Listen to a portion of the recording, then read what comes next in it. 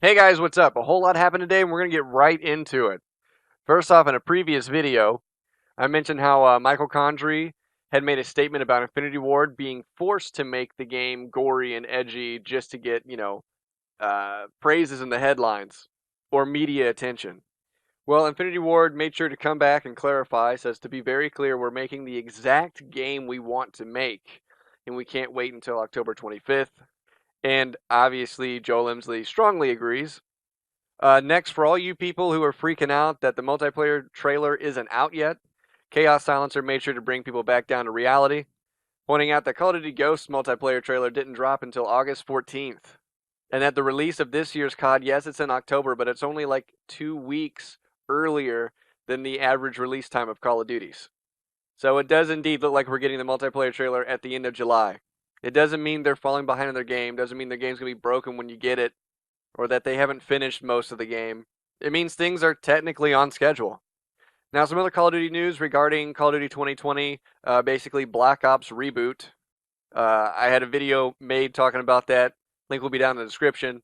But apparently, when Kotaku released the article talking about all that information, some of the staff at Treyarch hadn't even been informed yet by their leadership. And then some employees kind of came out and said they fear that Call of Duty is feeling stale. Hopefully, this Modern Warfare and Black Ops 1 reboot will be what Call of Duty needs. They also mention in one of their articles how Treyarch has fairly poor working conditions for their testers and other employees. It's been kind of a dark secret. I actually talked about this in a video I made way early in the year.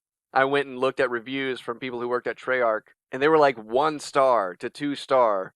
And the stuff that these people recounted was pretty messed up, pretty saddening. And Kotaku made an article about it, and it appears, following the publication of Kotaku's article today, Treyarch Studios head sent an email to staff, obtained by Kotaku, stating they plan to make significant changes to work-life balance at the studio. This is great news because the happier the employees are, it'll usually transfer that good energy into the game. Best of luck to them. Now, finally, to the meat and potatoes. Gaming Revolution, who has leaked out some pretty legit stuff in the past, posted this biggest leak ever for Modern Warfare. Now, he goes over a lot of information that he tries to cram into this video, and he tried to be as detailed as possible, but like I said, it was a lot of information. People were asking him questions later. He couldn't answer all the questions. Some of the questions that I saw people asking that he didn't get around to, because again, he's just one person, guys. I think I know what he was meaning, and I like to put clarification on some of those things and give kind of a visual on some of those things. I'm not going to go over all the information from his video. If you want to watch that video, please check out the link in the description. Check out his channel. Go subscribe. But let's get into it. So some of the first things he talks about is kill streaks, and he says that there will be 3 types of UAVs. There will be a UAV, an advanced UAV, which if you don't know what that is, it's kind of like you can see their arrows constantly in what direction they're looking at and where they're traveling. But he said there's going to be a third type of UAV, which is basically a personal drone that flies around you and marks people that are near you. Now, we've seen similar drones in the past, but usually you're piloting them. And, you are tagging people for your friends, your teammates to see. Now, depending on how this thing operates, it could be a really low kill streak, like lower than a regular UAV, or it could be a really high kill streak. What I mean by that is, if when enemies are tagged around you, they can be seen through walls, or they can be constantly seen in their direction until they die, like on the mini map or whatever. That's probably going to be a high kill streak. But if it's like, you know, only you can see them, or it's like a sweeping motion and you can see their dots if, you're a teammate, it's probably going to be a really cheap kill streak. So like I said, it's not necessarily new. The only thing new about it is that you are not in particularly controlling it. It's kind of hovering around you like the guard dog or attack dog from Call of Duty Ghosts. He also mentioned the AC-130 is coming back, and that there will be a white phosphorus strike, pretty much a kill streak white phosphorus in the game. If you don't know what that is, it's pretty much the equivalent of a napalm strike, but it's considered legal nowadays under the Geneva Convention. It's kind of like a loophole to still set things on fire in a very inhumane, horrific way. This stuff is nasty, but it also does emit like phosphine gas. Like it's not good for you. He mentions that if you are hit with it directly, it'll burn you like a Molotov and kill you. And then walking through the smoke will damage you. So if you're already damaged and then you walk through the smoke, it'll probably kill you. Now, if at this point you're wondering where he's getting this information from, His source claims that he was unpleased with how little was shown at E3, so he's coming out just to give fans a little nugget. He went to verify these things with people who actually played the game, kind of doing yes or no with them, getting verification on what's true and what's false, and this is the information that he came across that was true. This has already been filtered down. It sounds like his source is actually one of those people who got to play the game and is kind of upset that they didn't show it. But anyways, moving on to perks. He said there's going to be 6 in Category 1, 6 in Category 2, and 4 in Category 3. Kind of similar to older Call of Duties like World at War, COD 4. Modern Warfare 2 is going to have it has the same number of perks as in Modern Warfare 2. But the reason I mentioned the older COD is because they had like a bunch of perks in the first two, and then the last one was like a limited number of perks, much smaller. Third perk was also usually like explosives or something in the older CODs. Now, there was mention by several reliable sources in the past couple months that pro perks or some type of pro perk will be returning. Basically, that's when you play with a perk and you complete challenges on it, and in doing so, you unlock another like effect of that perk, or you improve that perk in a way, which is great because that is a really great grind. I mean, people like to say, oh, just grind for camos, but nowadays you can just buy camos. So you see somebody with a great camo and you're like, oh, you probably bought that, you didn't earn it. Back in the day, if you got a camo that was dope, you earned it. So now that grind is totally out the window. But grinding for something that actually affects your gameplay is the best kind of grind. I mean, honestly, if you were to grind through unlocking all of these pro perks, all the pro versions of these perks, by the time you finish, it'd be about time to prestige. And then guess what? It starts all over. So I hope pro perks do come back. We got some fun details on how to set up your weapon. Now, he said that your weapon can have up to 5 attachments at a time.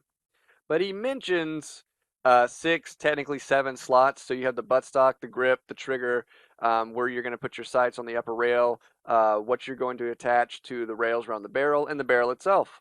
So all in all, it's 6 customizable locations on the weapon.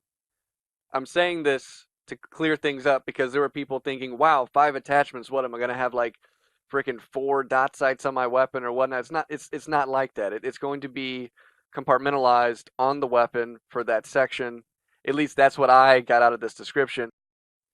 So it's going to be 6 different sections on the weapon, but you can only have up to 5 attachments.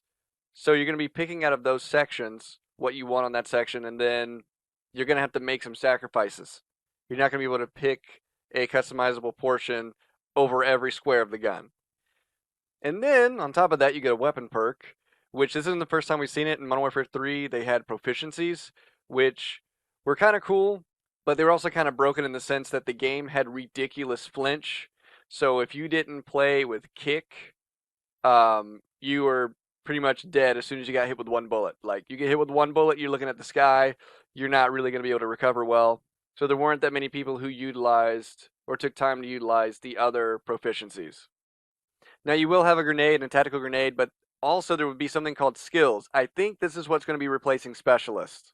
Now, they already announced in multiplayer that your characters or your operators, you can customize your operator, and there's no specific like specialist or ability to that operator. But there will be something called skills, and he mentioned a trophy system. He mentioned a pressure-sensitive mine, and apparently these things recharge.